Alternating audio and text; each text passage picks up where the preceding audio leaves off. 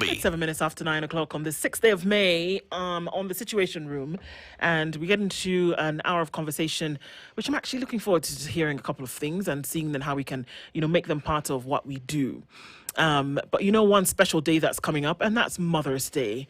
How do you thank the woman who gave you everything? How do you really say thank you for that? Because it seems like a gargantuan task. Who cheers you on even when you failed? Who gives you the best advice and somehow always knows when you need a snack or a hug? This Mother's Day, Woolworths wants to help you say thank you in the most thoughtful way with 30% off women's knitwear and sleepwear, and it's available until the 11th of May. I tell you guys need to meet Edna, but okay. If your mum's the type who loves classic style, cozy nights in or both, then you're in luck. Woolworths has handpicked pieces that feel as good as they look. So think soft textures, neutral tones, and that signature Woolies quality that she'll love for years to come. So whether you're shopping early or racing to find the perfect last-minute gift, you just need to head to Woolies and pick out something that she'll actually use, love, and maybe brag about to her friends. Because mums deserve nothing less than the best. Woolworths, the difference. As Mum's Day comes up, you definitely need to give that a think, and there are great discounts that you can enjoy with that. All right. Earlier in the morning, I gave you an example, guys, of a friend of ours that, is the quintessential business person, succeeded. Runs his own businesses in 3 different countries, travels all over the world to have meetings with people. But this man, in the beginning of his career, when he had to address crowds, would die. Literally, he would die 1,000 deaths because he was not able to stand in front of people and have a conversation. I watched this man almost wet himself, was in a sweat because he could not raise his head and speak to a crowd of people here at KICC in Nairobi. Yes. And he had the fear of public speaking, which is something that a lot of people suffer from today, and that we are required at some point, regardless of your career, you're required at some point to do in some kind of capacity. And it's a thing. We don't think that it is, but it really is. And that's the conversation that we'll be having this morning with Odhiambo Otieno, who is a communication coach, and he joins us this morning as we talk about the fear of public speaking and raising confident society of kids. Odhiambo, good morning. Good morning, dude. How are you? Very well. Karibu sana. Asante. This is a thing that we all, at one point, we all come in contact with one way or another. Yeah. So we're going to get into that. But before we do, today's proverb is from Tunisia, and Dennis is going to share that with you, at some point. And when he's not helping you fix your chair, we can be real about some of these things where technology does the thing, or when the chairs do the magic. He had to sit on it himself. I know. Yeah, that proverb will land properly. So Dennis will share that proverb with you, and then we would love to get your interpretation of the same. Hi, Dennis. I'm back. Oh, wonderful. No public speaking No issues. public speaking issues. Yeah, I'm from the seat of power, so public issues, no problem. But today our proverb comes from Tunisia, whose capital is Tunis. And one of the greatest things about Tunisia that I've just gathered is they have this great architecture that they call blue and white villages. Now, these are the villages of Sidi Bou Said, and is famous for its beautiful blue and white architecture and stunning Mediterranean Sea. Now, one thing about them as well is their traditional music, which is called Malouf. I know you love music, Mark, and it's a type of Andalusian classical music, which is a key part of Tunisian heritage. The diverse heritage that I talk about is about, they have been influenced by the Berber, the Phoenicians, Roman, Arab, Ottoman, and French culture. So when you talk about a mixture of diverse heritage and cultures, just go to Tunisia. And our proverb today says, a one-eyed person among the blind is king. A one-eyed person among the blind is king. Yeah. Mm-hmm. Somebody with the slightest advantage over a common fatality or a common error can succeed. That's my basic interpretation. Yeah. So long as you have some slight advantage over what I call the tragedy of commons. So then you can rule Wow. Another right of tragedy of commas. And you know what's funny? The only interpretation I've had all these 4 hours is when your family was the first one to buy a TV in the village, you were king. When you become the first kid in the hood to have a bicycle, You are people will kill. Yes. Or an Xbox. Yeah. Yes. Well, Yes. all right then. That's the stuff that we look at, isn't it? Yeah. Okay, so I mean, Odhiambo, we speak. I think for some of us, we take it for granted that you can speak in front of people and you don't think twice about it. You can actually just have. You can say, I could stand in front of 1,000 people and be okay. Maybe it's a training issue, or it's just something that you had when you were growing up, or whatever the case may be, or if you had a talent from the beginning. But the reality is that there are very many people, also from my reading, in the majority actually, who are unable to stand before people and have a word or two. Yeah. Even people who are in those roles, they could be religious leaders, they could be leaders in government, or they could be institutional leaders, whether it's in corporate or otherwise. But this doesn't start when they're grown-ups. Yeah. The fear of being in front of people and having to open your mouth to relay a message starts when they're young. So can you talk to us a little bit about the fear of public speaking and where it all originates from? And I guess for some of us, we take it as, it's not an issue because, you get up, you speak, you go, right? Can I give you an anecdote? You know how people dream that they're standing in front of people and they're naked and it's a scary dream? I don't know how people do that, but okay. But you've heard of it. Tell us of the experience. It has never scared me. It hasn't had... Like, I have had the dream, but it doesn't scare me. Right. So it could help, it would make us think that then everybody is like that. Yes. So talk to us about the fear and where this originates from and how people actually do suffer it. Good. So, first of all, thank you so much. I think in the history of Spice FM, this becomes one of the first where we talk about something that is children-focused, which is very beautiful. And I must thank you, of course, for this. The fear of public speaking is what we otherwise know as glossophobia. Glossophobia. Yeah. Okay. Glossophobia is actually not a disease. It is just a condition that somebody finds themselves in. And 70% of the world's population is suffering from glossophobia. 70%. Yes. So whenever you see 10 people, 7 of them are not able to speak in public. That's the major... Is there something like a major majority? A vast majority. Because I would have thought it's the opposite. Yeah. Well, I know that there were more that are afraid than those who are not, but I didn't realize that it was that high. It is so high. Yes. It is 70% of the world's population. And it is even getting worse with the advent of AI as we move forward. As you realize, of course, right now, is that AI will not do away with public speaking. Perhaps the only thing that will remain standing is public speaking. Now, how does glossophobia come to be? Doctors will tell you that when a child is born, the child comes in with the genes of the parents, but nothing else. Which means everything else is learned along the way. And that takes us straight into neuroplasticity. And how do we understand the training of the brain? Because what now? Neuroplasticity. In English? What be that? Neuroplasticity basically refers to how the mind or how the brain trains itself to new ideas. Okay. Yeah, most of us put a permanent block on imaginary issues or on issues which are transient. For example, you could say to yourself that I cannot speak in public. That is blocking yourself from the capacity of your brain. Your brain can do so much. And so neuroplasticity is what teachers, who we call masters of pedagogy, what they use Masters of what? pedagogy. Today's going to be that day.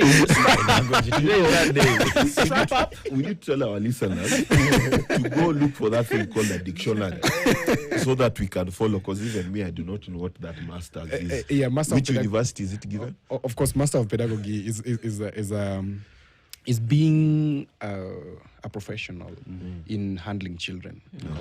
So of course you are a master of pedagogy, Ndu is, and I believe my brother also is. if he has children already. Yeah.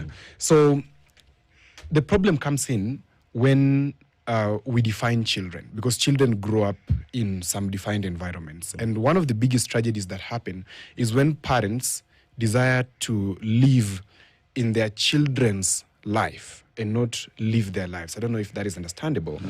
You had your traumas growing up, but now you've given birth to some cute boy, cute girl, and instead of allowing the child to be, someone doesn't want that word. Cute. That cute thing. Yeah, we had a conversation about it. It's been a whole thing. All Yeah, right. especially that cute boy business. But it's okay, continue. Please carry on. Yeah. So you find that once we have our children, we want to live our lives in the children and not letting the children live their lives as absolute as they should, so that their neuroplasticity is not interfered with. Okay? So when you define an individual, they rarely grow. All right? And this comes to the point of now public speaking, where we discuss, one, is somebody able to speak? It goes to the issue of confidence. And maybe we need to ask ourselves the question, what is confidence? It's the most misconstrued word in the world right now. It is assumed to be brevity, but it is not. Confidence is actually reconciliation, a reconciled self. Reconciling your realities versus your desires. Now, let me give an example. When I take a date from you, Yes. and we meet in the street, Yes. and I haven't paid you that debt for, let's say, a period of 10 months, Yes. I'm not likely going to be able to meet you. Yes. I will take a corner. Yes. Yes. Because I lack the confidence to meet you. Yeah. But if I took your money and I'm able to pay you, or I'm able to communicate and say, I am not able to pay this money now, within the next few days or within the next few months, I'll be able to pay your money. So when we meet in the street, I'll be able to say hi. I want you to understand confidence from that perspective. Most people are not confident because they promise themselves things that they don't deliver to themselves.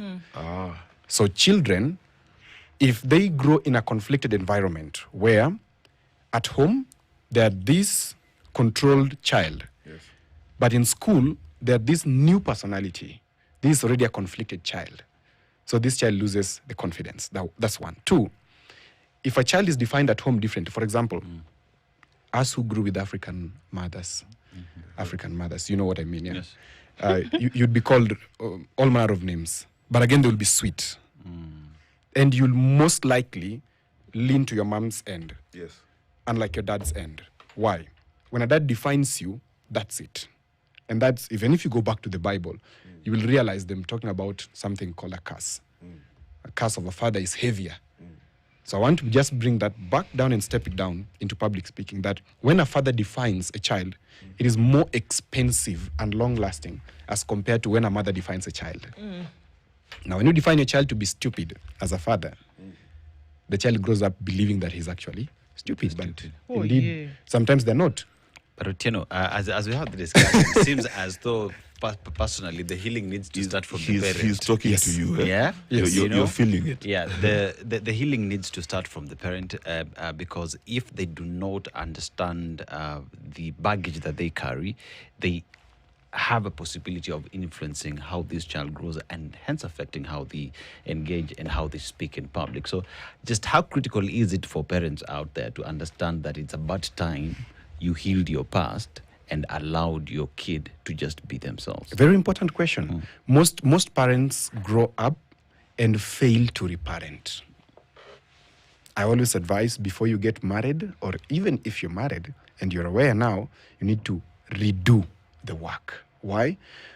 We were brought up differently, and most of our parents were not aware of mental health, wellness, mental wellness that we talk about Oh, lately. no. It was shunned. It was Yeah. shunned. You don't discuss those things. You don't discuss those things. What So- do you mean you're mentally unwell? You know? Exactly. And mental wellness to them was very grave, to Yes. the extent of schizophrenia. Yes. All right. That's what they maybe saw as mental issues, Yeah. where people walk and pick stuff by the streets or Yeah. something like that. But it goes back down to how they were brought up. Depression, were they allowed to express themselves? Because there's something I call autonomy of decision making. Now, most people did not grow up with autonomy of decision making. Their decision making processes were influenced and controlled by their parents. And so most of parents who are listening and watching us today understand very well that who they are today is largely what was given to them by their fathers and mothers. All right? Now, that upbringing style is what they're trying to do with their children as well, trying to define them and telling them, I want you to be this, I want you to be that, I want you to do this. If your child wants to go swimming or wants to go interact with other kids, you try to slow them down, tell them, no, it's not supposed to be that. So you deny a child autonomy of decision making. Now, once you're denied autonomy of decision making, any day, you are already denied the essence of existence as the whole that you are. You know, I'm quite intrigued with this conversation because we are talking about public speaking. Yeah. But the matters you're touching about are first so widespread in Kenyan society, right? I can give you a dozen examples. Yeah. And I'm just thinking, what is the real problem that you're defining?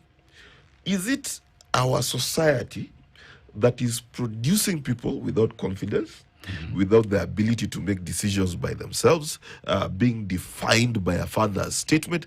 Is it society or is it just families? Because every time you speak, I can imagine so many times and so many people who have seen go through such things. I will define my problem as one. It is the family, because the society comes from a basic unit, and the basic unit of the society is a family, which is composed of a parent or parents and children. Yep. All right. So and the family is the first school where any child goes to. I always say it's the first university and eternal university, because even as you are today, I'm quite sure. Sorry, if your father and mom is alive, you'll be they are. Thank God. Yes. You'll be calling them for some advice, and at times you could be in the deep end, so you could just be happy. You still call your parents. Why is that? Because that's the first university. That's where you get your identity. Yeah. So public speaking starts from the family, and it starts from a very original point, which is identity. How do you identify as a human being? Because that identity is either what you get or what you are given. Now, in the morning, as I was watching the earlier shows, I realized, for example, there's a problem of listening. Okay? And when somebody has a problem of listening, they would want to talk over you. We have no idea who you're talking about. Even me, I have no idea. They have a problem. They would want to talk over you. You ask questions, they want to talk over you. That is a very key pointer to somebody who was not listened to as a child. And so, as they grow up, they want to overspeak so that you give them the full attention. Whether you talk or not is not their concern. Their concern is you have listened to what they're saying. All right? So that's an indicator. That's interesting.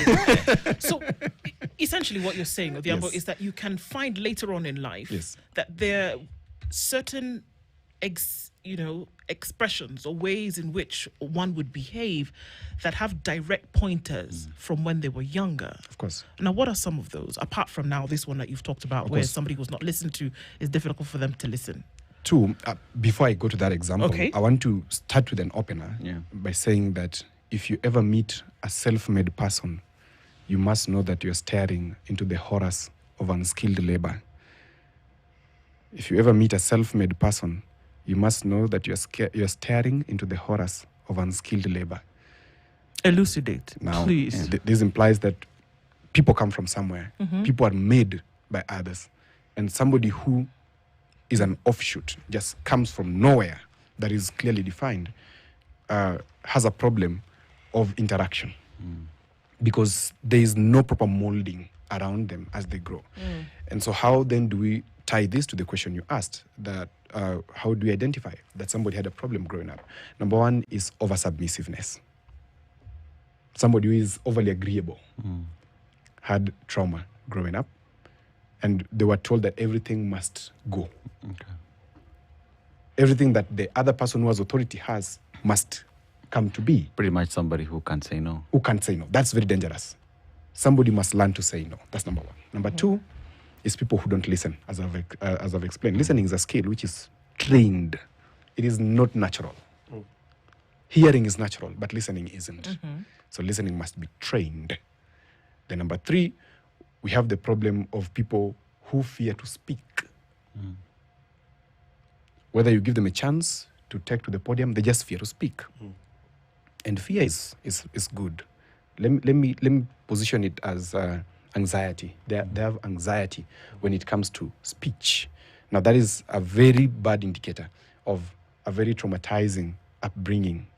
Now we also have people who, when they take to the stage to speak, they speak for a very long time. All right? It means they don't structure their speech to the key points. And I will go to the explanation of how a speech will be structured. Okay? They like pastors. They shout, most of them. They growl.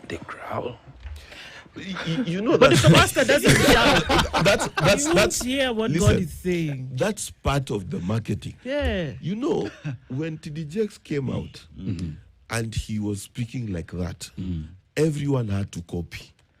I had friends who used to speak normal until they get a microphone. And the Lord, he says, ni marketing, bro. It's not. Okay. In fact, trauma. It's trauma. Trauma. It's trauma. Really? Yes, it's trauma because if, as I'm speaking here, you can listen to me well. Yes. Yeah. And you are getting what I'm saying. Yeah. And my speaking is very paced. Yes. Naturally, I'm not a very slow speaker. I'm a very fast speaker. But I've trained myself. Okay. So I'm a living example of what I'm talking about. To speak very slowly. And all of us who went to a school of journalism, myself included, we understand English for journalists. Yes. And there you are taught how to pace your words Yes. into 10 And words per line. enunciate. Enunciate. Yes. Correct. All right? Yeah. So most of them who you see, there's a problem. But you won't get to the kingdom of heaven if we don't hear the message like that. Have you seen how, for example, allow me to say this. Have you seen, for example, how the Catholic priests come to... Okay, yeah, there's a point, but we still get the message sour. You know, you are in very dangerous territories. There are entire denominations that are based off of that shouting. Yeah. You can't even be an intern pastor if you can't speak like that. But I'm curious, what you said it's a problem. Yeah. What is the problem that expresses? It is the problem of thinking that people are not listening to you because you've not been trained on listening. My friend, listening is too deep. Listening is like interpretation, which is a whole unit in law school. Oh, wow. So is that why then? You know, it irritates me a little bit. So this is confession sessions, okay? So that's why sometimes, like even with a pastor, you say, can I get an amen? Because you want to reinforce that somebody's actually hearing what it is that you're saying. Or that somebody's actually listening to you. Or turn to your neighbor and repeat the thing that I've just told you because I can hear you. Now, that is one. There is another Are we saying one. that there are issues with that when it comes to public speaking as well? Of course. Is it coming from fear? Of course, it comes from fear. You know, I wish I could call all my pastor friends on WhatsApp because they listen to this. Because I've been arguing the same thing for years. Yeah. That I don't get the shouting. shout Even at in me. prayer, I'm like, how deaf is your God? Sorry, if you shout when you're praying. But same question. But you're giving very interesting insights. This thing called listening, you say it's very deep. Yeah. And it's actually a subject of study in law school. Please elucidate this depth. Good. Yeah. Listening is attaching meaning to sounds. Yes. But also attaching meaning to vision. What you see. Yes. Listening involves the eyes. Hearing only involves the ears. All right? So you can hear, but you don't listen. All right? That's why, for example, we say in governance, of course, which you guys do so well in, that the president listens to those. The presidency is the president and those he listens to. Those he listens to. True. Okay? Yeah. So anybody else who is an appointed officer, etc., would be there, but would not. Necessarily be part of that kitchen cabinet. as I it's see called. your headline today. Very nice. there's a problem already from there. You can understand what listening is about already because you don't need that much advices, for example. Okay. For you to have a functioning system. So listening involves a lot of concentration, putting away intentionally any distraction or detraction that may come your way. For example, we say that for you to be a very good listener, you need to keep eye contact. Yeah. Okay. Why do you need to keep eye contact? To concentrate. Okay. And remember, the human brain can only concentrate a maximum of 40 minutes. That's why classes is from 9 to 10:40. And it's university. 9:40. Yeah. Even in university where I lectured, Yeah. our lectures were 40 minutes maximum.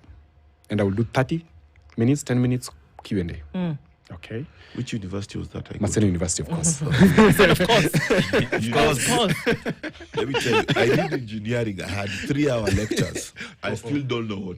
Exactly. You can't recall a lot of things. So listening has the bit of eye contact. Yeah. It has the bit of note taking. If you look at Dennis here, he has his notebook. If you look at me, I have mine. I'm wondering where yours is. I have know never Lou taken has notes in my hers. entire life. Exactly. So you need to.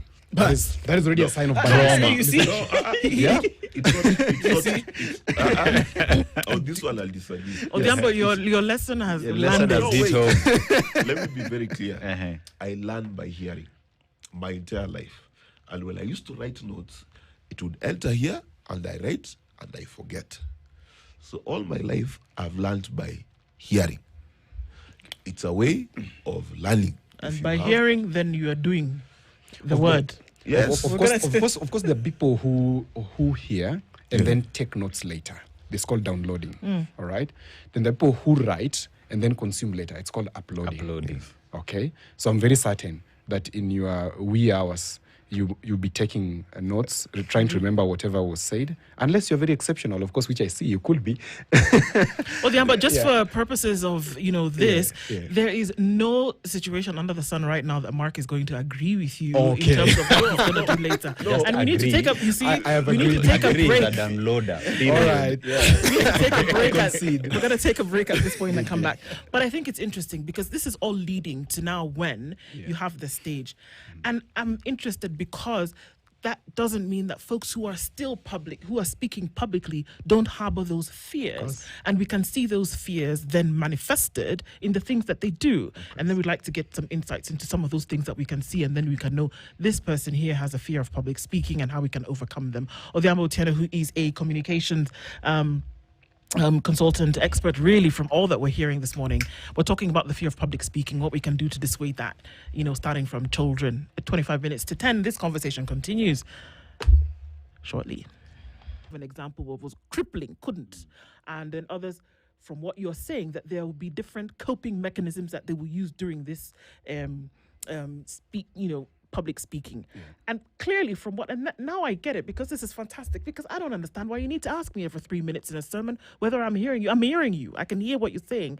But the fact that you want to keep asking me and, turn to your neighbor and slap them upside the head, the kind of thing, to make sure that they're hearing. Now I get it. Now it makes sense to me as to why people do it. It's to reinforce that people are actually hearing what you're saying, because you need that to then be able to cope in this public speaking. That's very interesting. Yeah. What are some other things that we see that happens during public speaking? Not for us to judge, but then for us to be able to have an understanding of what's actually happening. What are some of the other things that we would see manifested? Good. So when somebody sets out for public speaking, there are a few things that happen before you get on the stage. Public speaking, just like any other field of life, has the bit of performance and presence. As you know, even in parenting, we have people who are performers, what I call performing parents. And then we have those we call present parents. Now, performing parents are those that throw money and such things to problems. But present parents are the ones who go deep and sit with the children in the occurrence, what is happening, and they try to discuss so that they can have what I call empathetic feeling of what the situation actually could be. So public speaking also follows that, in that there are those who are performers, who prepare and deliver. But there are those who are sitting in it and they relate to the audience. And when they go to speak, the audience identifies with them. Now that brings the difference between somebody called an orator and a gifted speaker. Okay. Now, if you remember, an unfortunate example to issue here, Adolf Hitler was perhaps one of the best performers in public speaking. He's one of the best who utilized the media and who gave speeches where people could pay to come and listen to him. A politician who people could pay to come and listen to. He was also a psychopath, but He okay. was, exactly.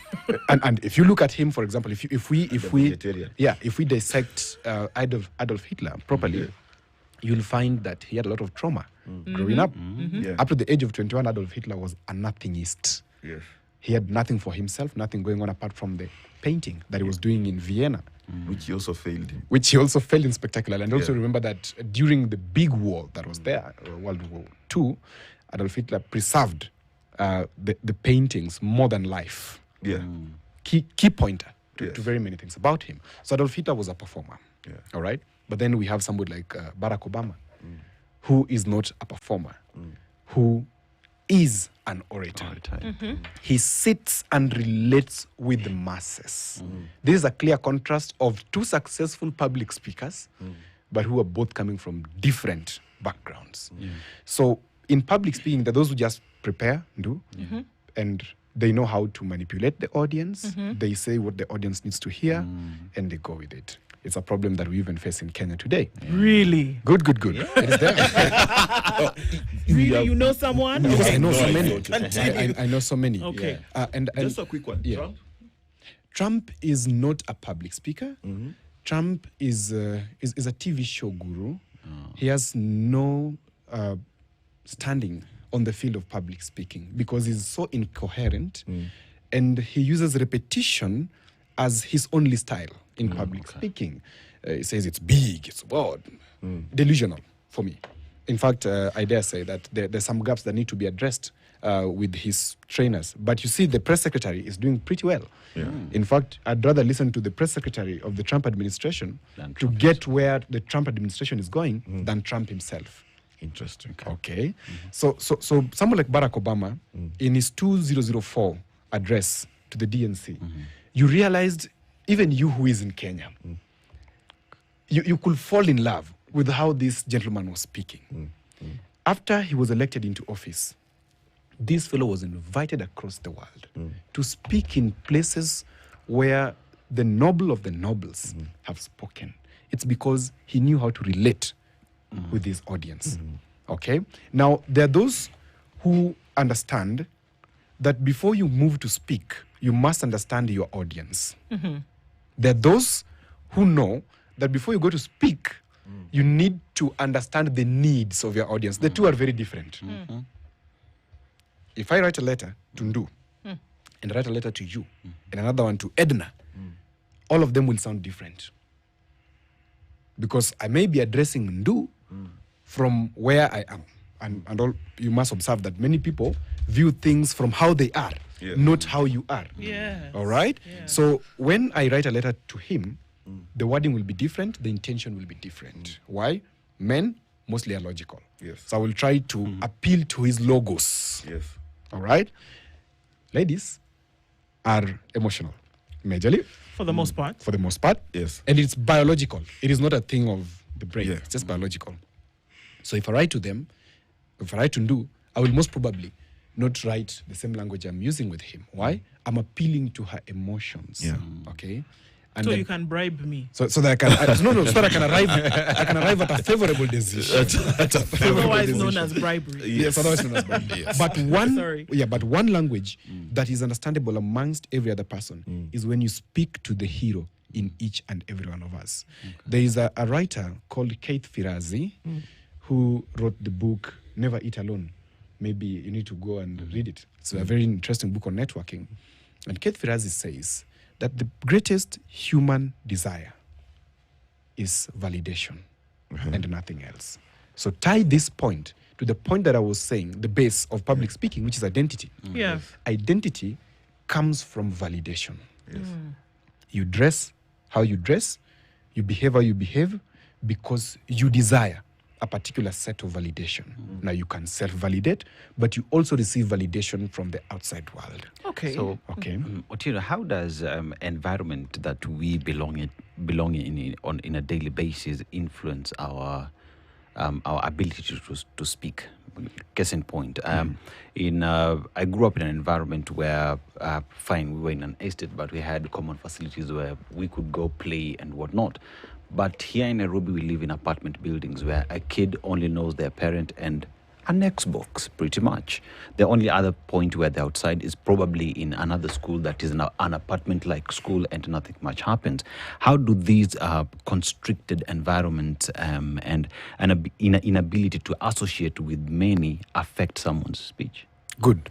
Now, you will note that we are social beings. Now, when the social aspect of us is removed from us, then something dies in us slowly. Now, what composes the social nature of human beings? I have a book with me right here called Human Nature. Yes. You must have gone through it. It clearly describes how then do humans get the identity. They get the identity from their society. Okay? Now, when we grow up with children, or we bring up children in concrete jungles, we are denying them that bit of social interaction. Let me borrow a leaf from Malcolm Gladwell, The Outliers. Describes children as three forms. One, a child who is brought up by a poor parent. Poor here in Kenya will define as somebody living below $1. Okay. Two, a middle-class child. Here's our children, basically. And then three is a child from a wealthy family. Children from poor families, Malcolm Gladwell says, will always find their parents trying to fight for them, but they also join the fray to help push. Because the only thing that they learn is how to go up. Yes. Okay. Children in middle-class families have a bit of a problem. They are taught to question everything. Why? Because their parents are just getting into the field of realization that there is a lot of possibilities. So they're in between poverty and success. And this period calls for a lot of questioning of everything, and they majorly mistrust. So children from middle-class families need more work as compared to children from poor families. Now, I will come to your point. The third stage is the wealthy children, perhaps the most spoiled. Why? Their parents fight for them endlessly. They don't talk.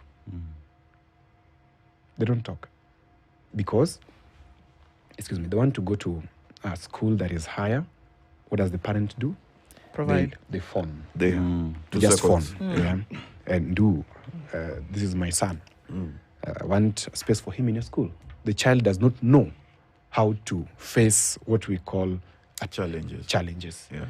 Okay. So once you deny a child this chance to face challenges, they cannot learn how to express themselves. Because for what are they going to express themselves? All right? So yes, the society plays a key role. And as I've explained, middle-class children who, of course, live in where you're talking about, high-rise apartments, where we don't know the neighbors, and we're not interested in knowing the neighbors. Because for us, what is important is networking in the sense of, do I meet you and take a photo with you, and that's it. Yes. The wealthy ones are not about meeting you and taking photos. They're about forming genuine connection, relationships, which they must not cash in now. They will cash in later in life. Okay? You are such a powerful statement. You understand, Dennis? I get you. Yes. So when a child is not given the opportunity or is not exposed to difficulty, this child will not know how to express themselves, number one. Number two, do you give this child a chance to sit with you at the dinner table or at the dining table and ask this child, what did you fail in today? How are you feeling?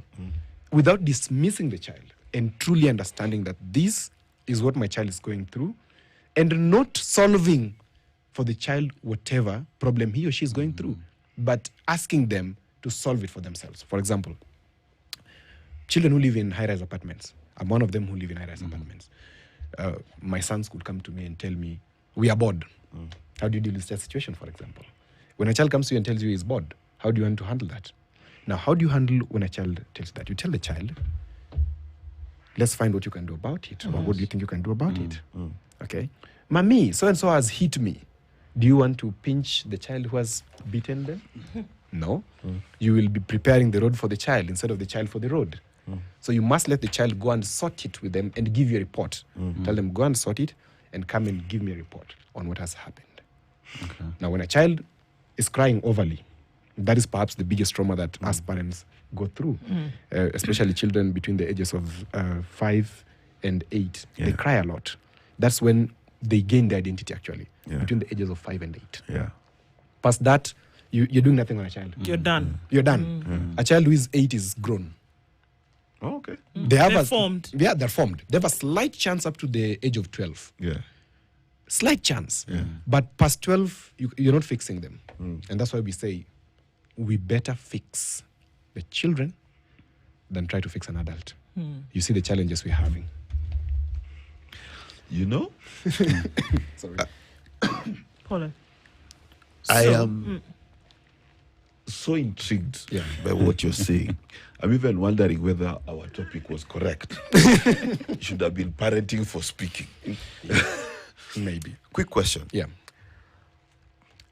Connect for me this child who has been brought up right to an efficient speaker. Right? Because I can see the advantages in their character, I can see the advantages in the confidence and things like that.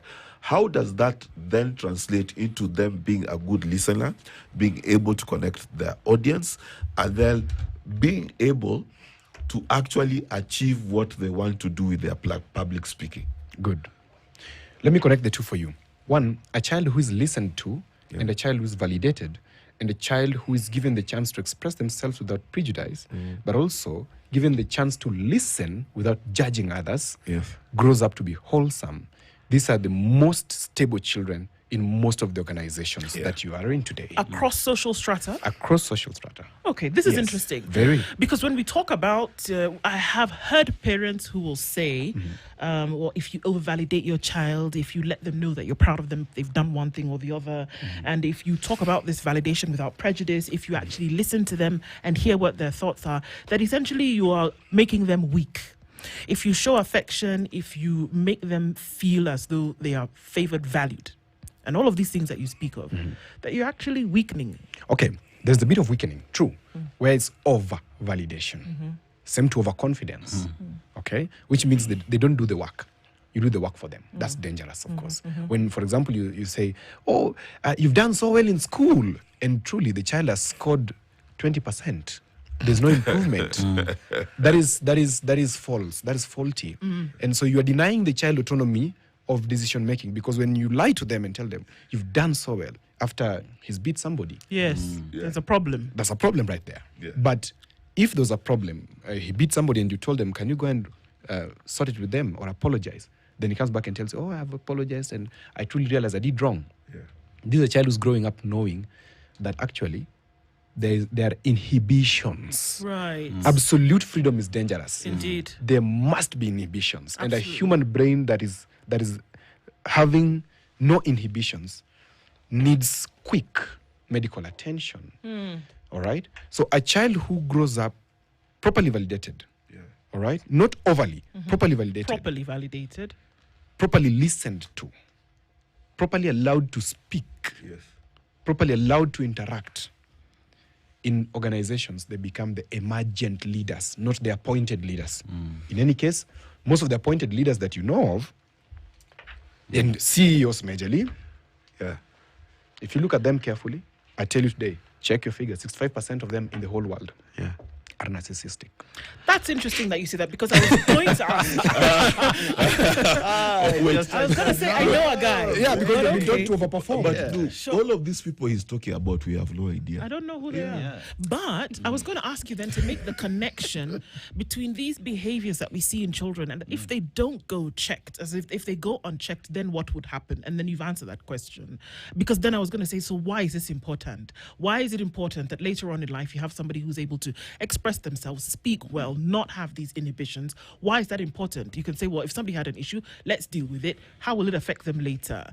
How will then will we be able to see? If we already know that by the time you're an adult, socialization has already taken place, you're already formed in terms of your character, there are behaviors you have which you can change, sure, but why is it important to make that connection then for later when we talk now about public speaking, about being in public? You know? Let me tell you, Ndu, as I have observed, and as you have observed, you've worked for quite some time, of course.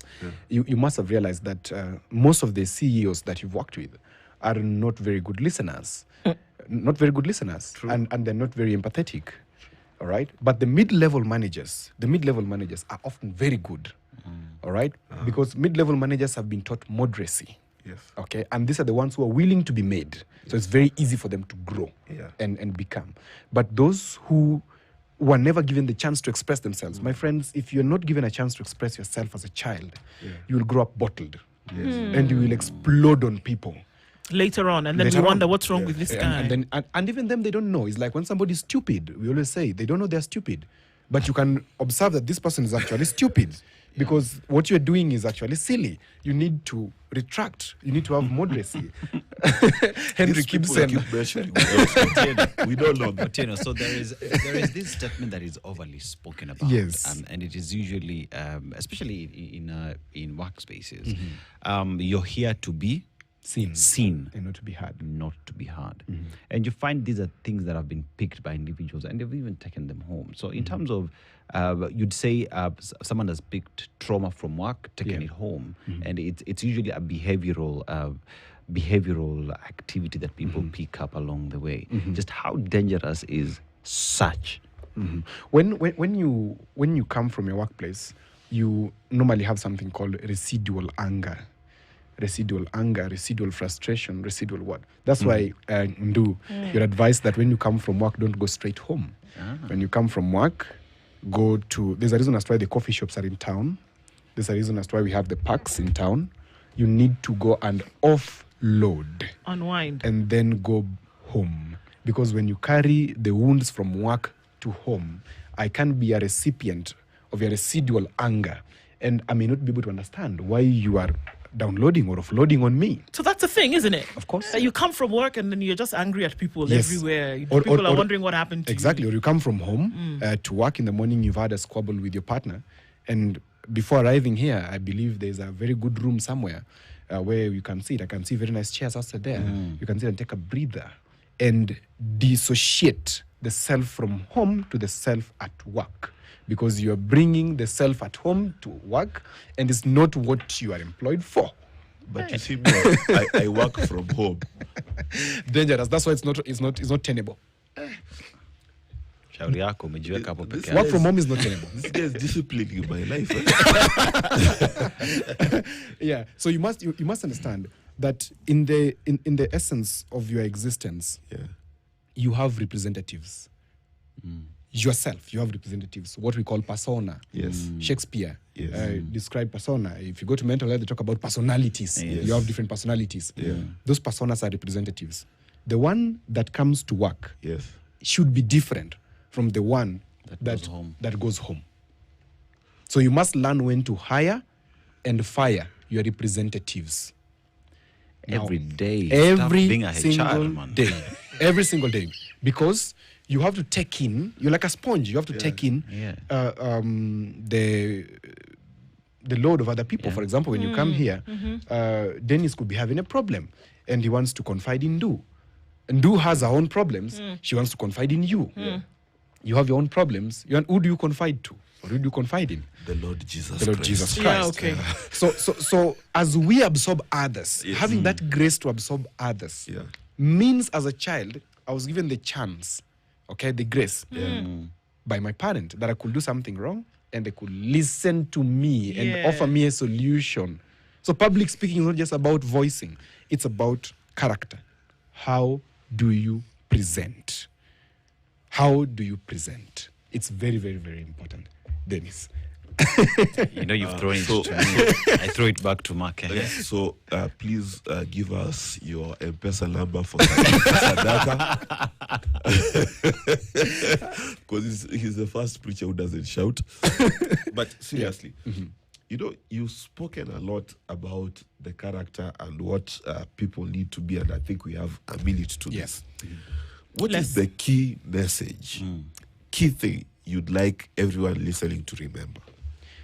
I would like everyone listening to remember that a child is a sum total of the environment they grow in. 2, I would like them to understand that for a child to be, we must grant them the independence of decision making, the autonomy of decision making, by not lying to them, by telling them the truth as it is. As much as it could be cruel, you can find a way to tone it down. Yeah. But most importantly, allow your child to understand public speaking, because if they don't, they will not grow in their careers. The only sure way to leadership is nothing but public speaking.